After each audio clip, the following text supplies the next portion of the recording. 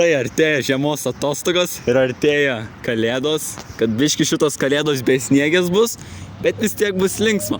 Tai mūsų Elito TV komandos nariai, jūs visą mokyklą sveikina su šventom kalėdom ir naujais metais.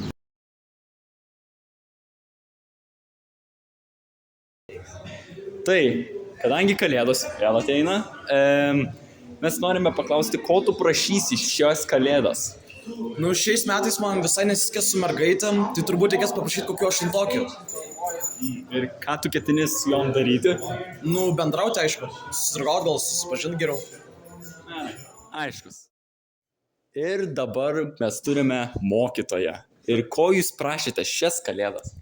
Kadangi Paulius Kabelis nėra turėjęs mergaitės dar gyvenime ir visai jį supo tik tais, ką galima pripūsti arba išleisti. Tai mano didžiausias noras šiemet, kad Paulius susirastų mergaitę. Ir įmanoma šito gimnazijai padaryti ar ne? Nu, čia, kadangi tik tai gimnazija, 8-tokį nelabai čia rasiu. Bet, Girdėjau šitą žiūrę, bet yra netoli Mažvydas, tai gal tam Pauliui pasiseks. Aš manau, kadangi mes turim sutartį su Mažvydu, kad bendradarbiaujam, tai manau, mes išsiųsim arba Pauliui, arba iš ten atsisiųsim ką nors Pauliui. Tai mano didžiausias noras šiemet, kad Paulius būtų laimingas ir pagaliau, tai kas nelegalu, taptų legalu. Ačiū.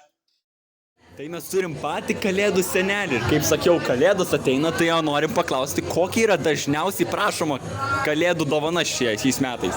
Na, vakelėlė. Pašaulinės manęs. Kaip žinai, man yra geriausia širdė, kai aš dovanoju džiaugsmą kitiems. Nebūtinai koncentruotis į materialistinius dalykus. Svarbu būti su savo mylimais žmonėmis. Prašau, vaikų radės.